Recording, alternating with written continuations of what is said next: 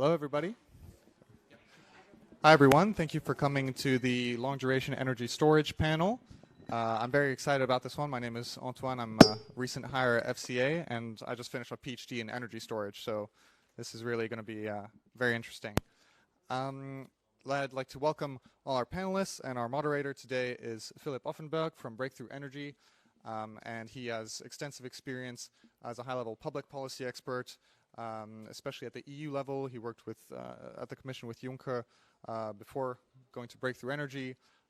So definitely we are in good hands, and enjoy the panel. Also, you all have on your seats our fact sheets about energy storage for sort of the basics and what you need to know. And that's it. So also, no, that's not it. For questions at the end, in order for everybody on the live stream to hear your questions, you will need to take the microphone. So I will come down with the microphone, and if you can come up a little bit because we're restricted in our movements, and you can ask your question, that'd be perfect. Thank you. And now that's it. Is that mic on? Yeah. Okay. So good afternoon also from me. Nice to see you all here in person, and also hi to everyone watching the live stream. So long duration energy storage is the topic of today's session. To me, it sometimes seems it's still quite a niche topic. I was just introduced as the policy person at Breakthrough Energy, so we as an organization are trying to bring up the importance of long duration energy storage, because we believe it's going to be a crucial solution for power market decarbonization, for industrial decarbonization. So we're part of numerous initiatives on global level, on European level, where we've kicked off some things, and also in Germany specifically. But my sense is it's still, at least in the policy discussion, long duration storage is still quite a niche topic. In Brussels and Berlin, has been very little attention to it. And that's something we've been trying to change. Can I just ask in the room, who is actively working on long-duration energy storage? Whose business is involved on that? You introduced yourself as an expert. The gentleman here is Flow Batteries Europe. Okay, but see, even here, that's kind of representative. So long-duration energy storage is not mainstream. That's why today is going to be really interesting, I think. It's going to be perhaps also a bit more of a learning session. We want to talk about what actually is long-duration energy storage. Is there a definition for this? Why is it important? What is the potential, and specifically the potential here in Germany? And then what are the roadblocks to the acceleration of deployment of long-duration energy storage? So I'm really happy to have with me here a great distinguished panel. Start by introducing Julia Sauda from the Long Duration Energy Storage Council. She's the executive director of the LDES Council. She's based in San Francisco and came all the way here to Remscheid just for this conference. So I think that already deserves an applause from everyone. A long journey for long duration energy storage. So Julia joined the LDS Council recently, and she will also, of course, have the opportunity to tell us what the LDS Council is, because it's quite a new organization. And she has over 20 years of experience in the energy and environmental sectors. She's been a long-time advocate of clean energy technology, working extensively to support environmentally friendly technologies and equitable policies. Here with us today is also Casimir. He is principal at, Casimir Lorenz from Aurora Energy Research. He's based in Berlin. He's principal at Aurora. He leads the renewable energy practice in continental Europe.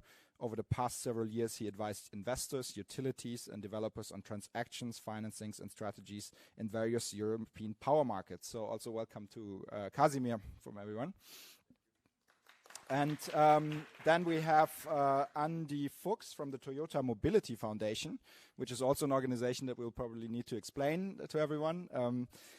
He is the general manager. He establishes the foundation in Europe and in Africa, where he develops sustainable mobility solutions with multiple stakeholders based on a digital platform design and the integration of renewable energy into the energy mix. So I think you'll have to explain all that. But we'll start with Julia. So Julia, your organization is called Long Duration Energy Storage Council. I don't think there's another organization that has long duration energy in its name. yet. What does your organization do? And what on earth is long-duration energy storage? Why are we here? What are these technologies, and how do you define them? Right? What is a long duration? Great. Thank you, Philipp, so much. And thank you all. It's a great opportunity and privilege to be here. Really looking forward to really have a great conversation about the importance of long-duration energy storage and how essential it is to decarbonizing our global economies. And I'm really excited about the panel and our discussion to really hone in on why we're tied to the entire ecosystem. So our council was established at COP26, really working together with diverse members. So technology providers working with customers and financiers and developers and equipment managers to kind of bring together all the different questions and concerns of we need long-duration energy storage, we need to define it with one voice, and we need a marketplace where we can all participate. And so we came together really working on the importance and validation of how we need to scale up long-duration energy storage for our global economy, and how do we do this? And so we've just created an independent body. So we're a global secretariat based in Brussels with many of us around the world, and really looking forward to partner with a lot of other organizations. And really excited that Breakthrough Energy is one of our anchor members, so thank you. I think this is right. So really wanted to kind of define what is long duration energy storage. Side one. Great, okay. So long duration energy storage, it's great that when now people hear batteries, they think batteries, storage, lithium ion. Great, 4 hours, 8 hours, but we need something to match the days and time where we still have solar or wind, or we have a demand, there's no solar and wind, and so how do we have backup power? And so energy storage, long duration, there's a sweet spot of kind of 8 hours plus 10 hours. So you get multiple hours in 24-hour days. You can have multiple days of long duration energy storage, so 3 to 5 a week. And then you have seasonal storage that can be monthly, or it depends on your dual peaks for your highs and lows with renewable energy integration. So it's really exciting that we had these kind of variety of caveats and why long duration is so critical to the entire ecosystem, providing both the flexibility of power and heat reliability. There are 4 categories. There's thermal, which is heating and cooling. You'll see this in like molten salts, some of the thermal storage. Concentrating solar power has been around for decades. Now we're adding this thermal asset to it, so you get this nice partnership of really keeping that duration of holding power over a long period of time. You have electrochemical, so batteries of different chemistries, flow batteries, air metals, zinc, vanadium, iron ore, really diversifying the battery base, both for behind the meter and in front of the meter. So you have both small and large scale. And then you have chemical, so hydrogen. Hydrogen is long duration energy storage too, definitely a huge asset, but also there's a lot of other power to gas, back to power elements too. And then there also is mechanical. Pumped hydro storage has been around for over a century.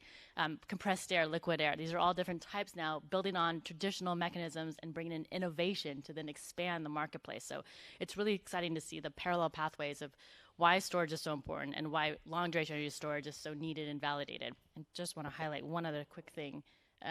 So in our company, and sorry that it looks like it bounced back, within the 35 current different technology providers that are members, and the 4 different categories that I highlighted, there are this diversity of types of innovation and products of long duration energy storage that can meet your needs. And so it's really exciting to see, the different streams of innovation and building. So again, the diversity is so critical, the flexibility that we're trying to promote, and just the awareness, because a lot of people don't understand that there's already so much out there in the marketplace, and how we broaden this.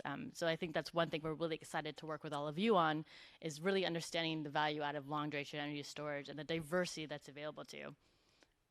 And again, just one last thing on the flexibility element that I think is really great in the study we're going to hear from next, how we need to focus on these different durations of long duration, the value add that you get from the 8 to 24 hours, really matching the daily load of the solar and wind, and these gaps kind of at the beginning and the end of the day when you might not have solar or wind, you might be using fossil fuel. Well, today and tomorrow, you can actually replace that with long duration energy storage. That's really powerful and impactful. Let me just say that again. The gaps between the multi-hour, the morning of the day and evening of the day, or even 2 days later when you have no wind or solar, you traditionally would use fossil fuel. Now you can use long duration energy storage. And that is just a huge game changer for your entire global economies. And also, there's the reliability services that was brought up earlier. It's not just providing this backup service and matching supply and demand. We're actually providing reliability, flexibility, grid services too. So you'll see listed here all the different elements to go into more detail. And then just again, we get asked a lot about how we can unlock the flexibility. You'll look at the different elements. While you're building transmission lines, which take a long time, you can have long duration energy storage as a parallel pathway to make sure you're meeting your current net zero targets and then continue to build the infrastructure. Firming renewable PPAs, I'll speak to this a little bit later, but it's a fantastic tool to take an existing tool and update it to be 24/7 clean PPAs and how powerful that is. Supporting island grids, and especially in islands and developing economies, there's a huge market potential here about how you can really help the behind-the-meter kind of localized community benefits, attributes of long-duration energy storage. And then, again, how we can really transform a lot of remote and sometimes unstable reliability grids and transmission grids and energy grids into something much more valuable. And so there's just such a wide swath of kind of expertise and knowledge and experience for long duration energy storage, and now it's just connecting the dots to really demonstrate the enormous value add of what long duration energy storage can do decarbonizing our global economy. So it's really exciting. I'm really thrilled to be here with everybody because this is so powerful. It's a $3 trillion market. $3 trillion. So we're just at the precipice. So it's so exciting to see more in the next study about, again, how we start making this become more of a common term. Thank you. The LDS Council is a global organization. Could you tell us who from Europe is already in the membership? Which are the organizations that you work with in Europe? A lot. That's a good sign. It's great, yes. I'd say right now we're really heavy on EU, Australia, US, and Middle East, and we're really expanding to Latin America and Africa just because it's so important. But again, partnering with a lot of existing organizations that already have really started the conversation and working with them is going to be key. Great. Then perhaps let's go to Andy. So your organization is not on the slide, but why? We'll see. What does the Toyota Mobility Foundation do, and what is your specific interest in long-duration energy storage? And by the way, do you agree with the definition? Is it 8 hour plus, or do you work with something different at the Toyota Foundation? Well, first of all, thank you very much. Yes, I agree. And if you carry the name Toyota, you normally don't have to introduce yourself because we are quite known that we have a small car business associated to us. But when you carry Mobility Foundation, maybe it needs some explanation. We are founded in 2014 by Akio Toyoda, and we are looking to take measures already today of the technology we have and trial it. So we are funding projects here in Germany, but also in Africa, looking at energy transition. Not only in the mobility sector, but we believe mobility is important because without mobility, we would have to change significantly our life and wouldn't have that wealth that we generated. So giving the example, and if we talk about energy transition, we are always thinking short term. Because currently, yes, there are not so many battery electric vehicles out. Yes, we have the oil, the gas as backup. What happens if that is not existing? And here we have the common ground. And this is what we developed with the region here in the Münsterland, Steinfurt. These people have invested over 20 years in renewable energies. And they had a problem. The grid is not big enough here in Germany. So they can't get rid of the energy that is produced and say, what are we going to do? But in winter, they might need it when there is no sun or when there is no wind. So we have to look in storage. We developed, and soon it will become available here in Germany, but then also internationally, a calculator that develops scenarios for regions, because we believe all change should start now, because we cannot wait till everything is finished. There will be never the golden bullet. There will be, as the diversity of solutions for storage, there will be different solutions. Here, maybe it's more hydrogen. In other regions, it might be water. If you have somewhere a lake, you pump up water and then you store it there. It's another solution in Austria, Switzerland.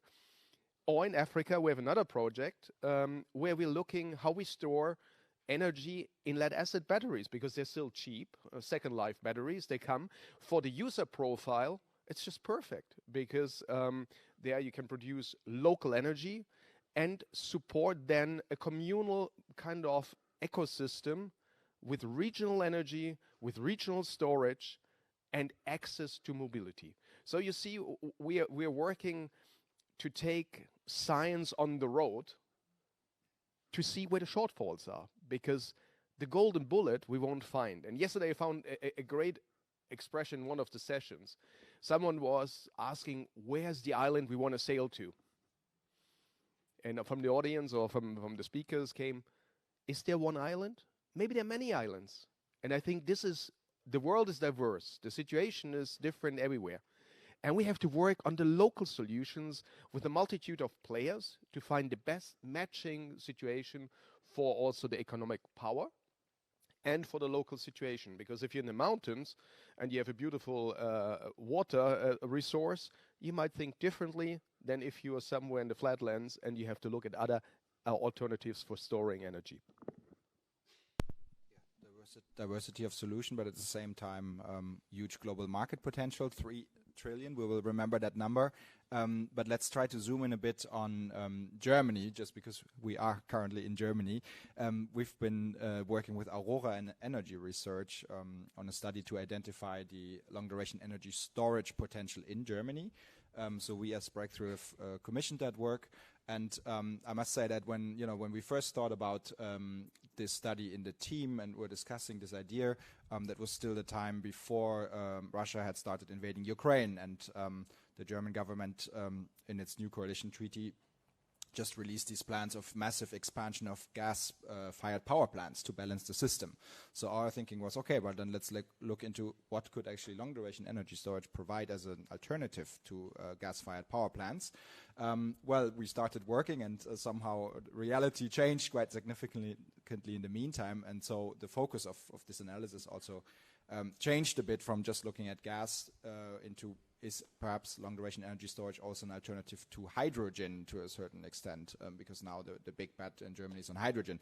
So we'll hear much more about that now from the team of Aurora Energy Research. So the study will be soft launched here today. The official launch will be actually in Berlin on the 5th of July, but we thought it would be great to also present it to this more international audience. It will be presented by Benedikt Siegert and Daniel Böhmer, who sit here. Please come up and get ready. So Benedikt is a senior associate at Aurora, leads consulting projects on PPAs, revenue forecasting of renewable energy assets and storage, security of supply and gas markets, and other economic topics. And then Daniel is an analyst at Aurora Energy Research, and after building expertise in power market modeling for the German market, he now applies it to projects on renewables, build-out, supply security, and energy storage. So we'll hear, you'll get the exclusive sneak preview of the results of this wonderful study. Right now, the floor is yours. Okay, thank you very much for the introduction. Yeah, it's a great pleasure to present this summary of the study we conducted for the German market, and we looked at the impact long-duration energy storage can have on a electricity system which reflects the current targets of the German government. And let me start with the 6 most important key takeaways from this study. So we found that by deploying 15 gigawatts of long-duration energy storage to the German electricity system, we can save significant amount of system costs. We calculated by 2050, this is would be an amount of 24 billion euros, so around 1 billion euro per year. Second message is we saw that there's a big sensitivity of this results to the future hydrogen prices. We calculated with very conservative hydrogen prices, but if you would just increase hydrogen prices by 10%, this system cost savings would be around 2/3 higher. Third message, renewable energy can be utilized much more. In a net zero scenario, you typically have a pretty high curtailment of renewables. But if you connect it with LDES technologies, this curtailment can be reduced by up to 30% in some years. Then what Philipp also said, we found that the consumption of natural gas can be reduced. And furthermore, also the consumption of hydrogen will be reduced even more significantly here in our scenario because we take a very ambitious path to net zero, which would be reached in 2035. And last point is, when you look on the potential investment opportunities, we found that although in the short term investments in LDES technologies might be not economically feasible without some subsidy schemes, this perspectives improve significantly, and in the 30s we see that already many technologies will be already profitable without subsidies. Okay, now let me pass on to Daniel for more details. Perfect, thank you. And yeah, before I want to explain these key results in more detail, let's maybe first very quickly set the scene of our baseline scenario. So basically, it's the scenario we use to then integrate or include the LDAS capacity. And as Benedict already mentioned, so the key feature of this scenario is a very rapid expansion of renewable capacity. So if you look at what we call it in green here, the renewable capacity basically more than quadruples from now, 2022 to 2040. And as mentioned, this reflects the very ambitious goals that the German coalition government has for renewable expansion. So now, how did we model the inclusion of LDES technologies? Yeah, quite obviously, we added LDES capacity, which you can see here above the x-axis, reaching a maximum of 15 gigawatt in 2045. And we used three kinds of LDES technologies for this system level modeling. We used a 12-hour duration power storage, a 48-hour power storage, and a 96-hour heat storage technology.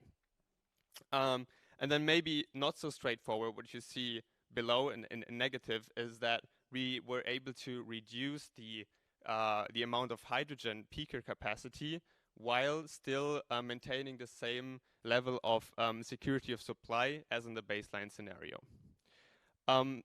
Now let's jump to the first key result that Benedict mentioned before, and that is that we are able to, we found that with adding LDES capacity, we can achieve this reduction of about 24 billion euros between 2025 and 2050 in Germany. And how does this come about? So the reductions is what you can see here in negative values. They come from lower average wholesale electricity prices. And that is because after 2035, where we assume a net zero power system, which is also a target of the German government, gas-fired or natural gas-fired plants will be replaced by hydrogen-fired power plants. And these are quite expensive. And discharging LDES can basically replace a part of this hydrogen fuel generation and thus achieve these cost reductions on the wholesale power market. And then you see with positive values, we also considered obviously the additional costs caused by LDES deployment, so mainly capital investment costs. And as I mentioned, there's this nexus between the cost of hydrogen and then the generation of these hydrogen fuel plants and the cost savings that we see. So we thought it's probably sensible to do a sensitivity test with the cost of hydrogen. And that's what you can see here on this slide. So on the left-hand side, in the yellow line is basically our baseline assumption for the hydrogen price development. And then we did the same analysis with a 10% upside and a 10% downside for the hydrogen price. And we benchmarked this against external forecasts as well. And as Benedict mentioned, we're rather on the conservative side if you compare it to these external benchmarks. And so how do the savings then react to this change in hydrogen price? That's what you can see on the right-hand side. And basically, the 10% change of the hydrogen price leads to a 67% change in total savings of LDES deployment compared to the baseline scenario. So we have a very high sensitivity here. And basically, there are two key takeaways to take from this. First, probably the savings are even going to be higher than 24 billion, given that we're on the conservative side with the hydrogen price. And secondly, LDS can serve as kind of a cushion or an insurance against price peaks on the hydrogen market. So those are the key takeaways from the sensitivity analysis. And with this, I'm going to pass it on to Benedikt again, who will explain in more detail the effects on the power generation and also the prospects for profitability of LDS. No, doesn't work. Okay. Yeah, thanks, Daniel. Oh, no, sorry. All right.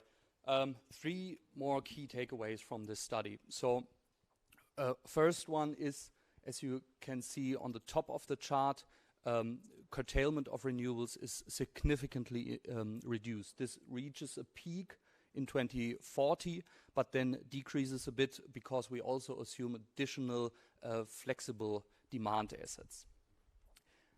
Second point is, and this is just relevant till net zero is reached in this scenario in 2035, the consumption of natural gas is reduced. In total, here in the LDS scenario, in comparison to the baseline, this sums up to around 30 terawatt hours of natural gas which is saved or not consumed, and also reduces carbon emissions by the deployment of LDS.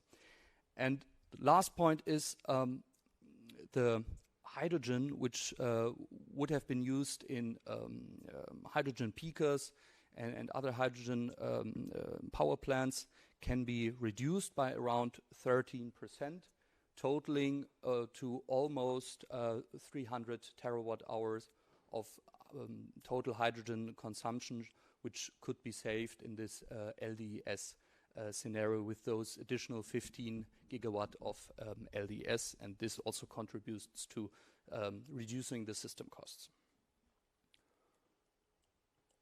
Okay, last point for our presentation is the view on the profitability of investments into 6 exemplary LDS technologies. And we ranked them by their IRR in 2035, which we calculated by making a dispatch model of the storage technologies, where we calculated, okay, what is the average price of charging, what is the revenue for discharging, and then calculating it together with the costs to get the IRR. And as you can see, for projects which would be commissioned in 2025, the IRRs don't look that attractive. Here probably those projects could just be realized with some sort of subsidy. But when we look at COD, commercial operation dates, 2030 and 2035, here the prospects for the IRR look much more promising. And the reason for this is simply that further in the future we assume even higher shares of renewables, and thus also the variability of power prices gets higher, and as a result the margins for LDS technologies increase, and as a result we see those rising IRRs. Another reason for this is of course that we assume that costs, which are currently for many technologies rather high, will go through learning rates and be much more affordable in 10 or 15 years.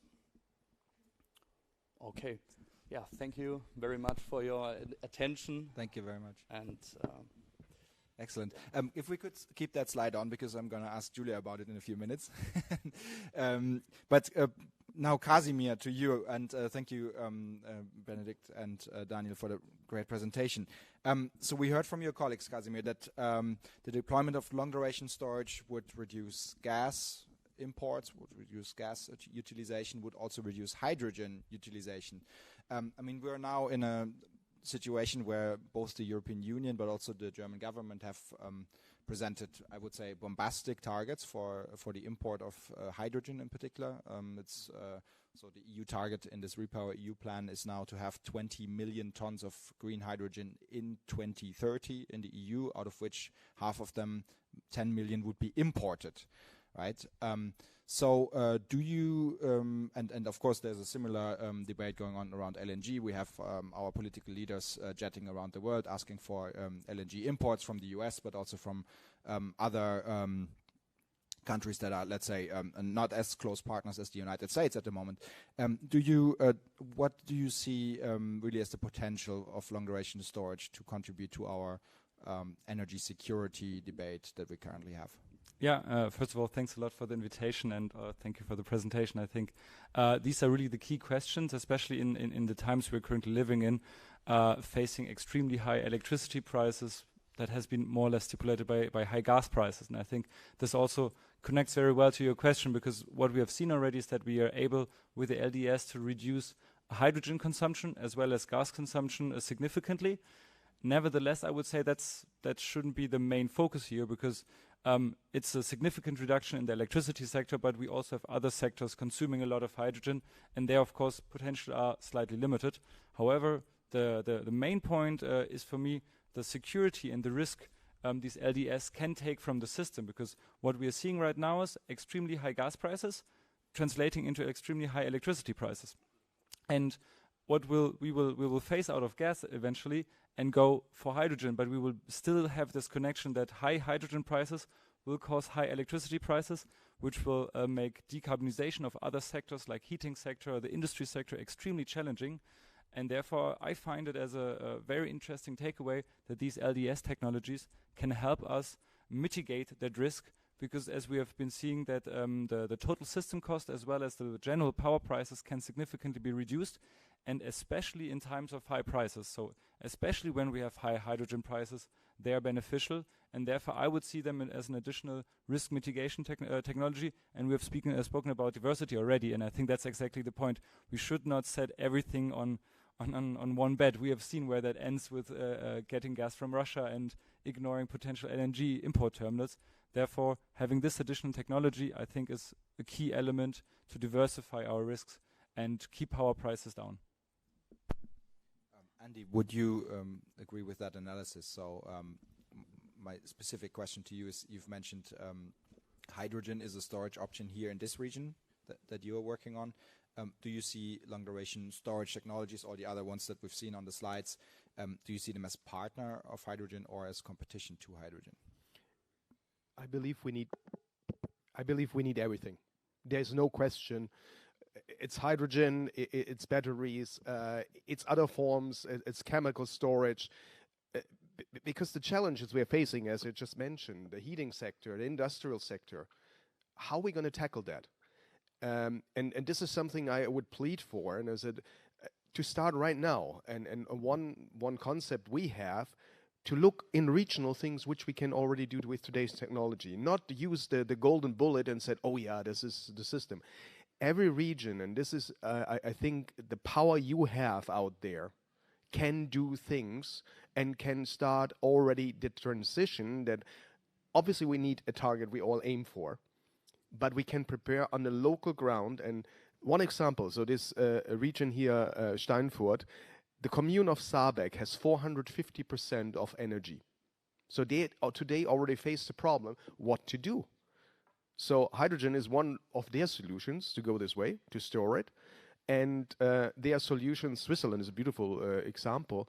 Their hydrogen tanks you can put down in the soil. And for a regional economy, it's already one solution to balance off the grid. Because if you go here on the exchange, of what you get for electricity, currently it's high.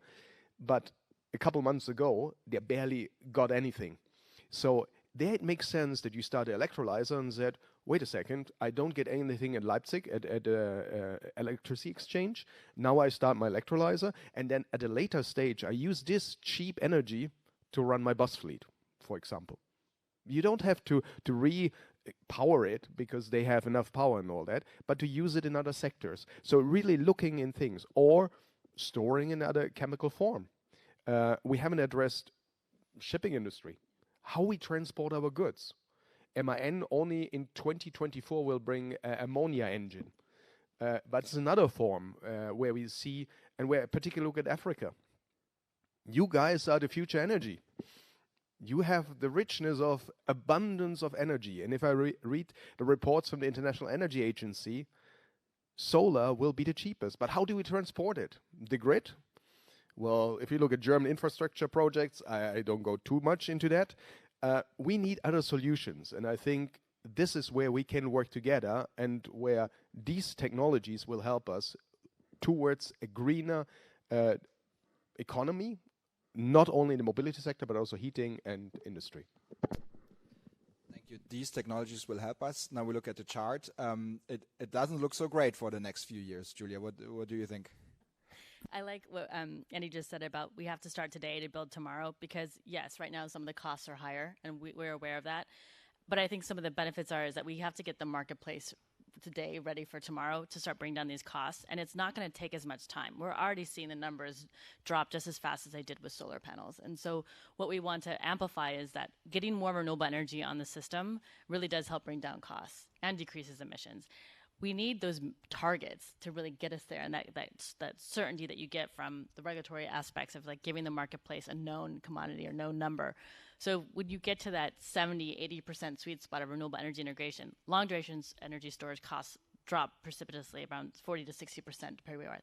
That's huge, and that's only a couple years away. So again, we're not asking for tons of subsidies. We're asking for public-private partnerships, new revenue mechanisms to help build this network so we can get more of these diverse technologies into the marketplace. And again, really sharing those lessons learned of what works in Africa and Australia and US and EU, because there are pilots and test cases out right now. It's just really the awareness and education that we have to bring to fruition, because if we don't do long duration, then we're not de-risking our society, and we're really going to keep those costs high and really hurt our society benefits. So what's really important is that long duration energy storage, LDES, is seen as a de-risking mechanism for the entire ecosystem and provides that reliability, security, and resiliency that we need. And I think once we start identifying that, those costs are going to come down even faster than we think. So. And it's amazing how every crisis gives you also an opportunity to push forward, but hopefully we don't have many more of those. Yeah, hopefully we have more opportunities, but not more crises. So you talked about revenue support mechanisms. You've done a very interesting study with the LDS Council that kind of looks at these kind of things on a global level. What are your best practices that you would say Europe and of course other regions could adapt? Because right now here, both in Germany and on the EU level, we have discussions about contracts for differences, and I think the jury is still out on whether long duration storage will be part of these instruments.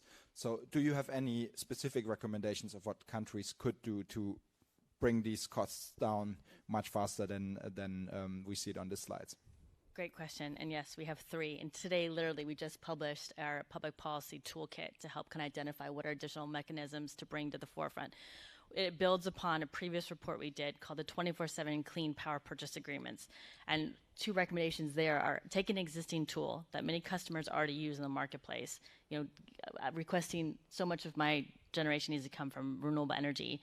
Bringing in long duration energy storage is value add, showing that for every hour of every day throughout every year, you can have renewable energy because you have long duration energy storage.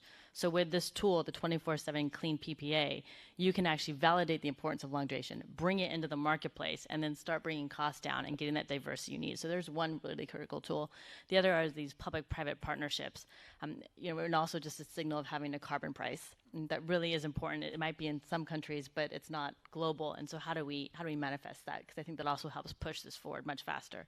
And another element is for long duration, the certification process for really validating that you are decreasing greenhouse gas emissions. So if we have a global standardized process that can validate, what you're really capturing and the value out of long duration, then that really helps also create a really level playing field for the marketplace that we're really trying to promote, again, to add that diversity. So 24/7 clean PPAs, public-private partnerships, getting a carbon price, and then also just really important to bring in the whole avenue, level playing field for long duration energy storage.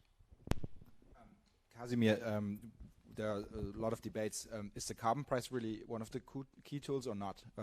Because when we came here to the ARC, we brought our big group of policy grantees and network partners, and one of the conversations we had in the vicinity of this event was really about the carbon price and is it the right tool for the scaling of all kinds of technologies, including long duration? Do you think it's a key tool or not? I would certainly say the carbon price is working, and it's a great tool that has changed a lot. And maybe if you would give it more freedom, it would be even sometimes more efficient. But that's how policy works. For LDS in particular, I think it's still efficient and important because it keeps prices high, especially now in the very early stage where we would have gas that would have, without the carbon price, a lower production price, and the carbon price is increasing the spread between renewable electricity production, which is normally rather cheap in the short run, and a thermal generation with carbon dioxide emissions, which is more costly with the CO2 price. Nevertheless, I think we cannot, especially for those kind of technologies, just rely on the carbon price. I think stable financing conditions, especially in the beginning, are key because we have seen the IRRs are maybe not that great. But if you bring down the risk for investors, they are mostly also happy with lower IRRs. If risks are reduced, and maybe doesn't need direct subsidies, but it maybe just needs some securitizations. And I think the point that you made with regards to PPAs also very interesting, because we're in a world where industry off-takers are very interested in greening themselves, and now not only getting some electricity, buying a PV PPA, but you want to have like 24/7 the green electricity, and there are front runners, the Googles, the Amazons that really want that, and they're willing to pay a premium for it. And I think this current willingness to pay for this premium can also be helpful. Therefore, additional mechanisms in the system, like granular certificates on an hourly basis and not on a yearly basis, how we are currently doing it in Europe, that's a key point, and that can really help these storages, because then you can save not only the electricity, but also the green value of electricity, and that's an additional benefit, an additional revenue stream here. Yeah, coming to your point, the carbon price would ensure that prices are high. I think that's probably the least problem that we have right now, high electricity prices. I mean, one of the sales pitch of long duration storage is energy security, but even before the energy security debate really started in Europe, we had already an electricity price and social fairness discussion last year.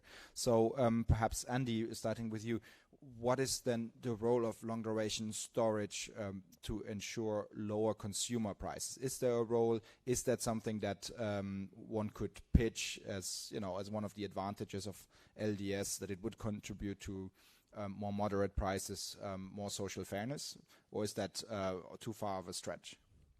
No, I think you're on the right direction and all that, but what I see is it's not only the carbon price and all that has an impact. We have currently a system that is not built for what we do from the taxation point of view and levies, because we have a carbon system, and now without a blueprint we're moving to something new, which obviously requires changes. And what we see with the regions we work with, it's not only the CapEx, it's the OpEx. And the OpEx mostly happens due to taxes and levies. And if we change the system, we have to look also in this one, and then also costs will go down. But it's not only about cost. I think we have to overcome this problem, and this is when you work with a region. A region is interested also in generating value for their society. And this is what regional energy and the energy transition, be it here in Europe or in Africa, will really help you develop locally, because a significant amount of income will remain in the region, which has another effect. So it's not only cost, and it makes the system more resilient, because what's the problem we have? This morning, the emergency was just announced by our Minister of Energy on gas.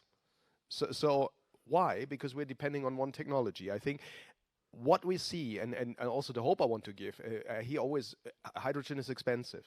Hydrogen is expensive because we're in a boutique phase. there is no real rollout. If you think we have done 100 years burning carbon and all that, and now suddenly we're comparing emerging technology, even 100 years old as well, but every hydrogen station, everything you go, it's boutique. Nothing there's standard. There is the materials you have to source from various things. So the economies of scale will be coming.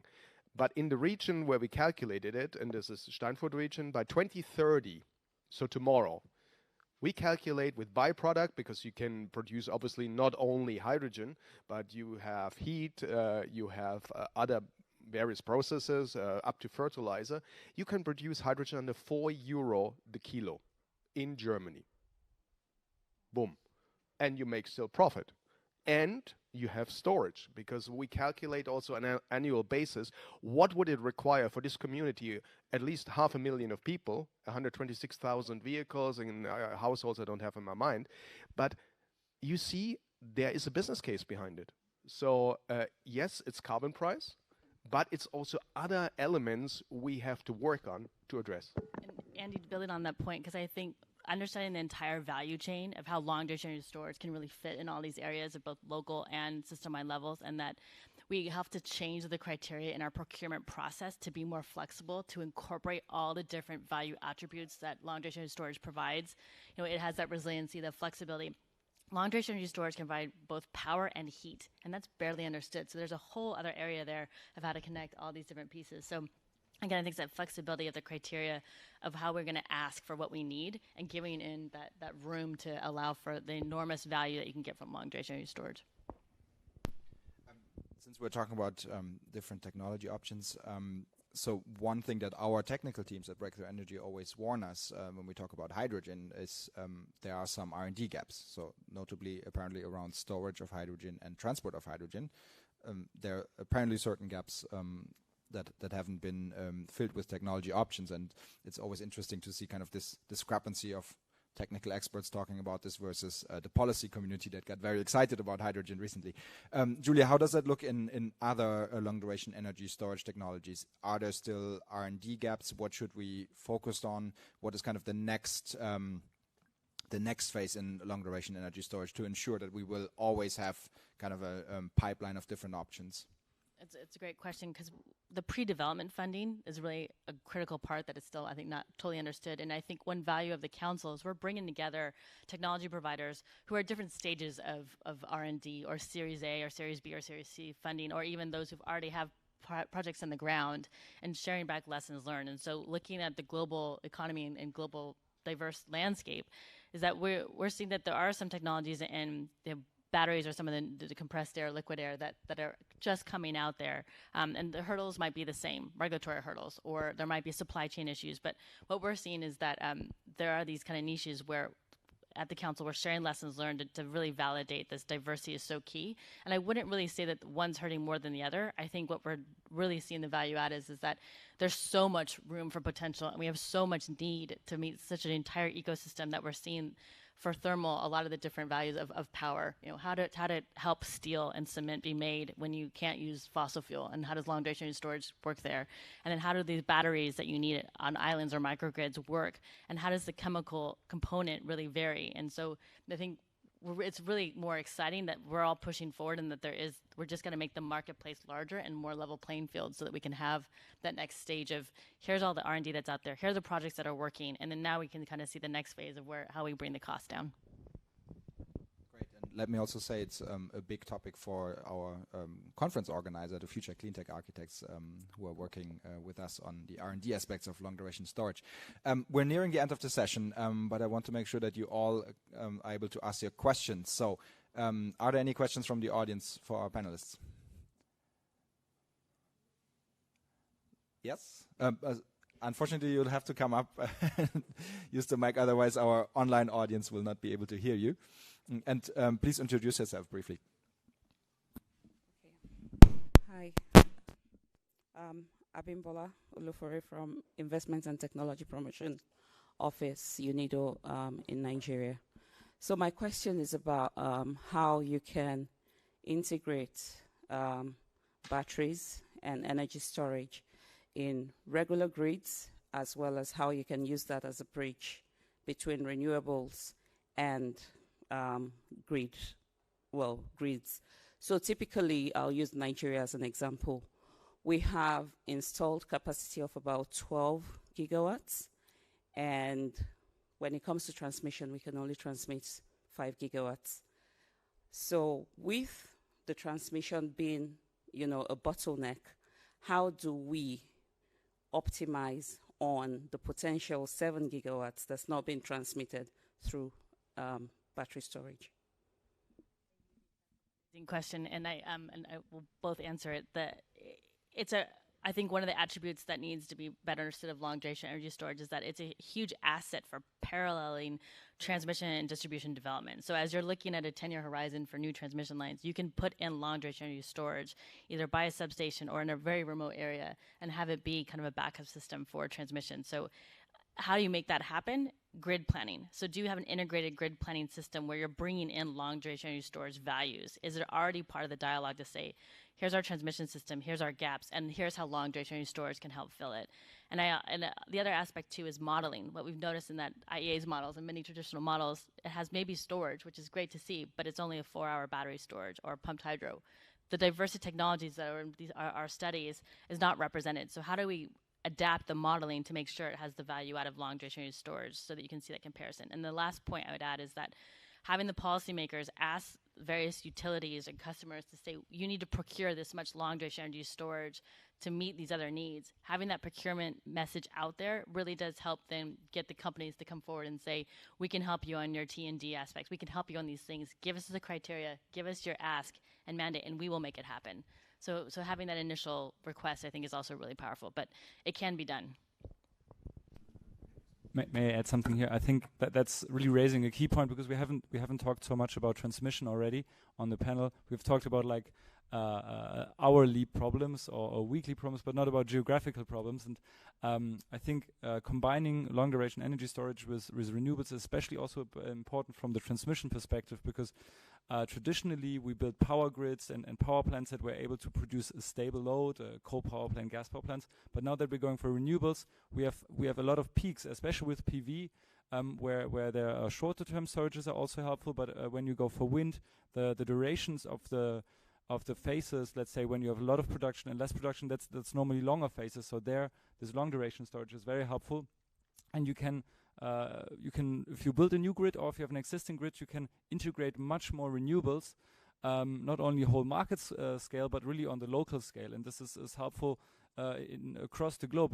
Also, we in Germany, with a in theory very developed grid, would be able to use LDS in order to reduce our north to south bottleneck, because this will help us maybe not build a lot of lines, which are politically very hard to build, and therefore this integrated optimization is something that needs to be really enforced.